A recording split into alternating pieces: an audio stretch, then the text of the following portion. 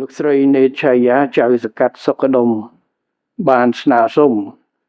ថាសូមបង្កើនថវិកាទៅឲ្យមូលដ្ឋានឲ្យច្រើនកិច្ចការនេះយើងបានធ្វើជាជំហានប៉ុន្តែការបង្កើនទំហំថវិកាមិនត្រឹមគ្រប់គ្រាន់ទេយើងត្រូវធ្វើម៉េចឲ្យ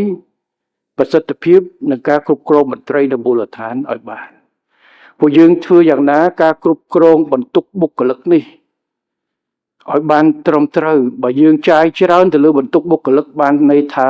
លុយសម្រាប់ការវិនិយោគផ្សេងក៏កាន់តែថយចឹងបានន័យថាការគ្រប់គ្រងការជ្រើសរើសទៅធ្វើយ៉ាងណាធានាទីមួយប្រសិទ្ធភាពការងារសូមធ្វើយ៉ាងណាឲ្យដោយធានានៅគណនេយ្យភាពនិងតម្លាភាពនៃការងារនិងសិទ្ធិនៅក្នុងការធ្វើទីពីរគឺការគ្រប់គ្រងមន្ត្រីគឺបរិមាណនិងគុណភាពគឺផ្អែកទៅលើសមត្ថភាពរបស់មន្ត្រីរបស់យើងឲ្យចំបានន័យថាមានមន្ត្រីសមល្មមធ្វើការប្រសិទ្ធភាពខ្ពស់អញ្ចឹងបើមានគ្នាច្រើនយើងថវិកាប្រមាណក៏យើងជើងចែកគ្នាបានតិចតែបើយើងមានមន្ត្រីសមល្មមសមទៅនឹងទំហំការងារថវិកាដែលយើងតម្លាក់ឲ្យនោះគឺអាចចូលទៅដល់ការពង្រឹងមន្ត្រីដែលមានស្រាប់បូកជាមួយនឹងថវិកាសល់សម្រាប់ការវិនិយោគទូទៅបាទហើយនេះហើយគឺជាកិច្ចការនៅក្នុងការកែតម្រង់រដ្ឋបាលនិងការគម្រោងមុខងារសាធារណៈរបស់យើងក្នុងអាណត្តិនេះគឺធ្វើយើងណាំមកដើម្បីធ្វើការវាយតម្លៃឡើងវិញពិនិត្យវិភាគមុខងារដើម្បីធ្វើឲ្យក្រសួងស្ថាប័នថ្នាក់ជាតិក៏ដោយរដ្ឋបាលថ្នាក់ក្រោមជាតិទៅមុខទៀតគឺយើងធានាបែបនេះ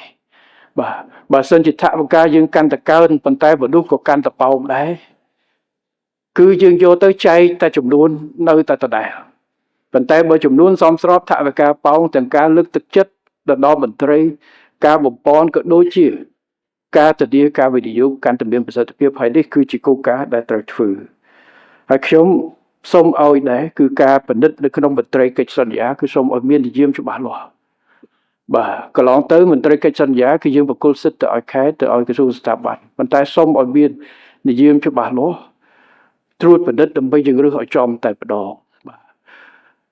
มันអាចបានល្អឥតខ្ចោះទេរើសចូលមកត្រូវមានវិធានក្នុងការបដោះបដាលពង្រឹងហើយ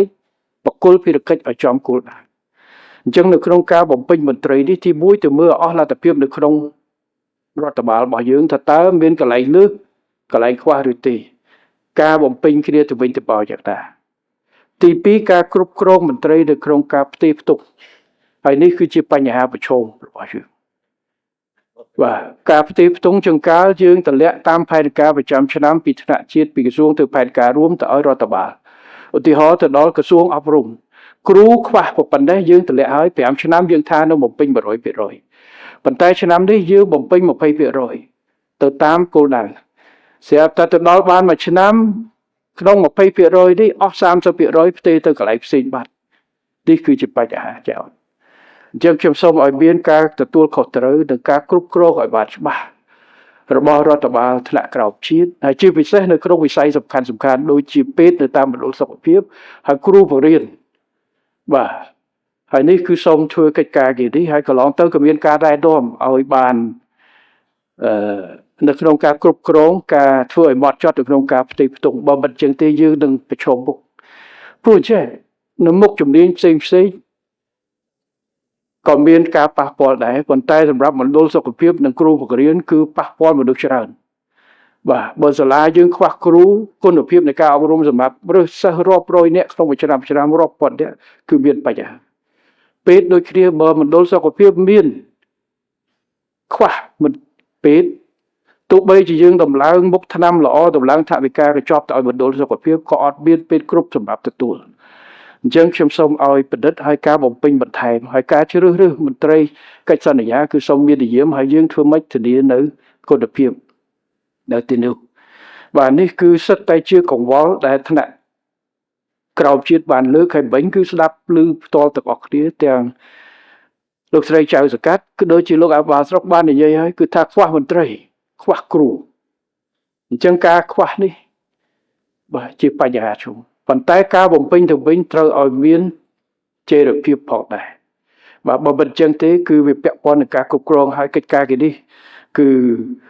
សូមឲ្យ បាទក្រសួងពាក់ព័ន្ធក្រសួងមុខងារសាធារណៈក្រសួងមហាផ្ទៃនិងក្រសួងស្ថាប័នពាក់ព័ន្ធធ្វើកិច្ចការគេទេបាទយើងធ្វើយ៉ាងណាគឺថារើសឲ្យចំបំពេញឲ្យត្រូវរក្សាឲ្យទៅបាទកលឹះមួយនេះគឺនៅក្រៅនេះក៏រក្សាឲ្យទៅបាទបើសិនយើងបំពេញឧទាហរណ៍ថា100%ស្រាប់តមួយឆ្នាំ2ឆ្នាំបាត់អស់30%មកពីផ្ទៃចេញហើយជាពិសេសទៅផ្ទៃទៅកើនទៅគោនៅកន្លែងដែលលឺស្រាប់នេះជាបញ្ហាបាទហើយខ្ញុំសូមឲ្យសហការគ្នាដើម្បីជួយការជួយហើយយើងរាជរដ្ឋាភិបាលនឹងខិតខំរៀបចំ